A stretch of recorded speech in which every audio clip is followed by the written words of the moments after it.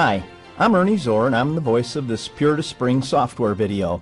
It's the 22nd in our Frequently Asked Questions series, and it deals with a few new tricks you can try when you're using our probate applications.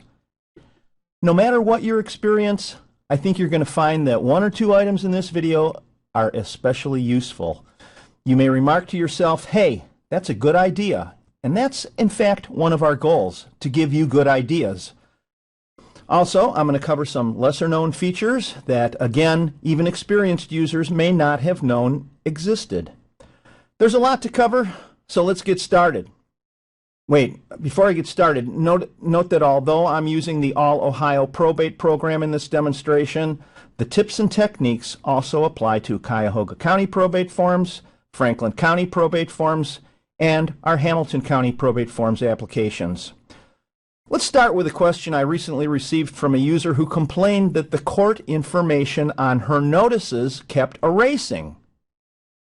I looked at the form myself and I had no problem with it. I also didn't have any reports of that issue, so why only her? Well, here's what I found was happening. All of the notices in the probate program, and now that includes Forms 2.2, 4.4, 5.3, 6.3, 10.2, and 13.5, they all have multiple copies available.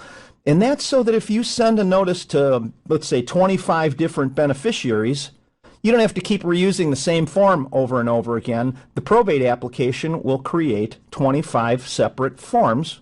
The way it works is that, let's say you're sending 10 different people to Form 2.2. Once you enter the date of the hearing and the location of the court, the probate application assumes, rightfully so, that it's going to be the same for all people getting the notice. Therefore, once you complete the first notice, which I'm going to do right now in this test file that I've loaded, the rest of the notices, 2 through 10, will complete themselves. Let's take a look at Form 2.2. And hopefully I've got, okay, here, look, I'll show you. I've got 1, 2, 3, 4, 5, 6 different people or whatever going to Form 2.2. Let me pick the first one. And if you look over here, the date of the hearing, the location of the court, that information is going to, you put that in on the first one, and that information is going to travel to all the other ones. Let's take a look. Then if we go to the second person, we see that, well, of course, it's already filled in, but it was filled in because the first one was filled in.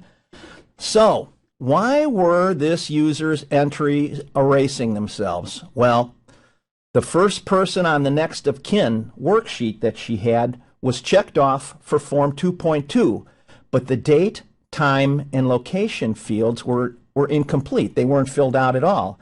So what was happening was that these blank fields on the first copy were transferring to all subsequent copies. So when she went to the second copy for the second person and she typed in the address, as soon as she pressed tab, it transferred the information, which was nothing, to all the other notices, and that's why it was being overwritten. And that was the solution, or the diagnosis of the mystery there. The solution of the mystery, I guess, would be the better way to say it. Anyway, speaking of dates, did you know that you can use Control-T to enter today's date in any field automatically? So if you have a client coming in that afternoon to sign a particular form, you can just go to the date field and press Control-T. I'll go to the general information worksheet here where you can see better. And I'll go to one of the date fields, like with date of death. It would be a bad example, but I'm going to use it anyway. And I'm going to hit Control-T, and bang, it puts in today's date. So that's handy. Next subject, I call them ghost prompts. And I've also seen them referred to as text prompts. Whatever you call them, they are the gray text inside input boxes that give you a hint about what goes in the box. We're on the general information worksheet, and that's a good place to be. Let's erase the date in the date of death field. And now that I've erased the entry, you notice that these lighter colored, these light gray, this light gray text comes in there, and it's suggesting that you use the mm/dd/YYYY input. So if you type something in, whatever it was,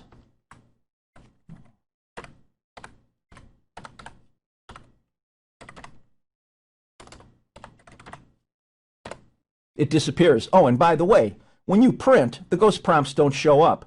I guess what I'm leading up to is that some users find this ghost prompt business distracting. I can understand that. So let's put some ghost prompts in here. There. And what I'll do is I'm going to go to the options menu, and you see it's checked off for ghost prompts. I'm going to uncheck it by clicking on it again, and the ghost prompts disappear. So if you want to get rid of the ghost prompts because they're distracting, that's how you do it.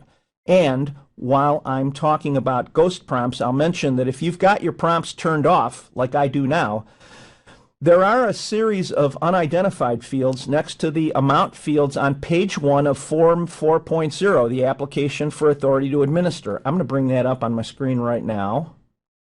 Form 4.0, page 1. And that's what we're talking about, these fields down here next to the amounts. And if you've ever wondered what they were for, you can put the ghost prompts back in, and they are there to show you that you can put an optional note in there, like, for example, amount unknown. I mean, you're only going to be able to fit in like 2-3 words or whatever, but they're there for that purpose. And over the years, attorneys have found them useful, so we left them in there.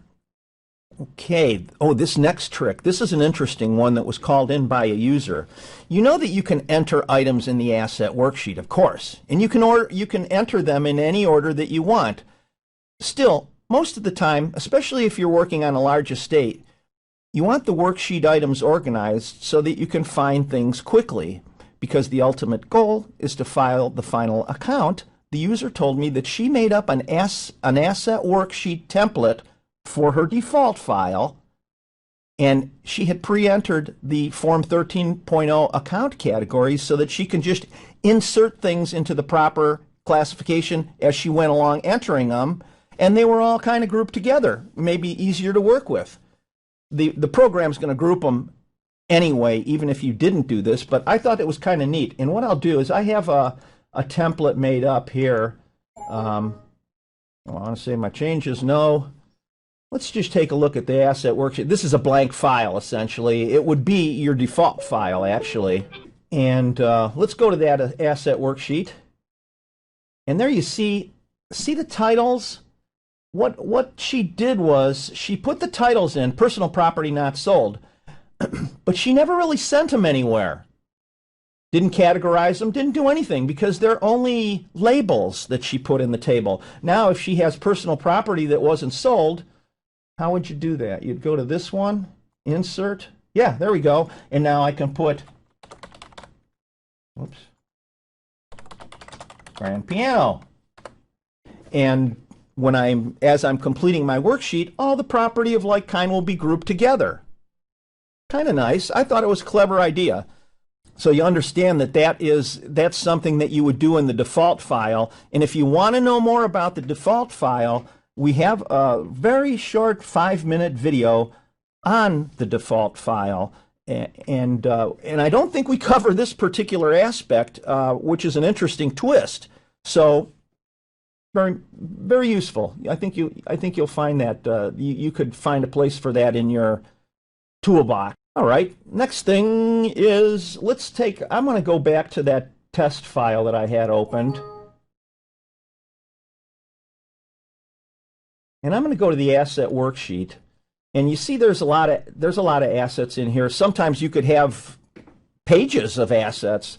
And every once in a while you might want to find something. Maybe you don't organize your worksheet like the one that I just showed you. But you can use the standard find command just like you would in a word processor. And let's Control F. It's asking me for the text I want to find. I'm going to pick one on the same page here. Let me type in Mazda and see what happens. Boom. It ran down. It goes through the whole table. It goes through the whole table. It finds the Mazda that I typed in, and it shows it to on top. So that's if you've got a lot of, let's say you've got an expense worksheet that's got 200 canceled checks in there, instead of having to page down, you can go right to the Walmart receipt just by typing Walmart in there. Okay, moving right along. Every so often, a user calls in and tells us that the description lines, and it's only on 2 forms. It's either the inventory or the account. And they'll say that the text and the descriptions are being clipped at the right margin of the column, of the description column, or they're missing a line of text. I can't show you an example because it's actually a hardware related issue, and none of our computers in the office, in the lab here, have that. So what I'll do is instead I'll close the worksheet, and I'll show you, if that happens, what the remedy or the solution is. And it's really simple. You'd go to the Options menu, and you click on Adjust Memo Font. You see that by default it's set to 0.75 or 75%. And if your lines are running too long and they're being clipped, all you have to do is move this slider to the left, and this will shrink that text. It won't affect any other form except memo boxes. And the 2 best examples I can think of, and almost the only time I ever hear of it, is with respect to the Inventory Schedule of Claims, Form 6.1, and the Final Account, what do they call that one? Receipts and Disbursements. And if you slide it over, you can keep on trying it. What the best thing to do is to move it maybe 5 clicks to the left, and print a form. Print that accounting form. See how it looks. If you'd like to squeeze it down a little more, you just move it maybe another couple clicks over to the left. And likewise, if there's too much white area on, you can slide that slider to the right. Okay, I'm going to get rid of that there. You know what? That is my allotted time. And I hope there was at least one tip here that'll save you some time in doing what you gotta do, so you have more time for doing what you want to do. And that's one, again, of our missions. And don't forget, when it comes to making these videos, my best ideas come from you. So if you think of a subject for a future video, let me know by emailing me at ernie@puritas-springs.com. As usual, I had a super time making this video for you. I thank you for watching, and until the next time, be safe, stay healthy and happy, and I wish you all the best. Take care.